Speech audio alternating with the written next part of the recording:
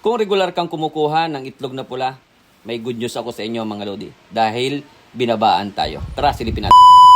So what's up mga ka-tenants? Nandito tayo ngayon sa rice mill at nagkita kami ng isa sa ating mga kababayan na gagawa ng itlog na pula. At ubos na rin nga pala yung pinadeliver natin nung nakaraan, yung pinick up din natin dito sa kanila. Ayan, every week po tayong kumukuha sa kanya mga lodi. Ang kagandahan dito, dual purpose ang ating pagninegosyo ngayon, no? Isang tips na naman yan mga lodi. Dahil nga po, habang nagpipick up kami dito ay tinatawagan ko na po siya at nag-i-schedule na po siya kung anong araw tayo nagpipick up ng mga bigas. And then naman mga lodi, kung wala siyang mga kasabay, ay sinasadya niya kami dito sa rice mill para mag-pick up nga ng kanyang mga itlog. Ang kagandahan dyan mga lodi ay mga bagong luto yan.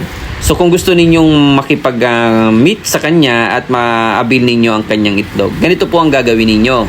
Makipag-usap po sa kanya at ibibigay ko naman po yung number or yung link ng kanyang page or Facebook page sa kanya dito sa comment section para kayo na po ang makipag-deal sa kanya, no po? Para at least ay malaman nyo rin kung magkano ang presyo at baka sakaling maka-discount po kayo mga lodi. Ang kagandahan dito mga lodi, ang lalaki ng kanyang mga itlog, no? Kasi yan usually yung mga ino-order ko sa kanya ay XL na mga lodi. So, ang tanong ko sa inyo mga lodi, magkano ang bintahan dyan sa inyo ng itlog na pula? No, yung karaniwang itlog na pula. Kasi minsan napansin ko mga lodi dito sa amin, ang itlog na pula ay nasa 15 or 16. Pero mga maliliit yung mga lodi, parang large lang or medium pa, no? So ayan guys, sa kagandahan dito talagang makakapili ka ng gusto mong orderin. At siya nga pala mga lodi, may dinagdag tayong itlog ng pugo, no? Kasi may naghahanap din sa atin. So nagtry tayo ng mga 10 tray para dito sa ating mga tindahan, no? Ayan po ay isa namang negosyo na talagang kailangan na bigyan natin ng tuon dito sa ating pagninegosyo dahil yan po ay need din po ng ating mga kababayan. So meron ng bigas, itlog at may mga pang-almusal tayo mga lodi. Ayan, isang negosyo tips na naman ang ibinahagi natin sa inyo sa mga pagkakataong ito.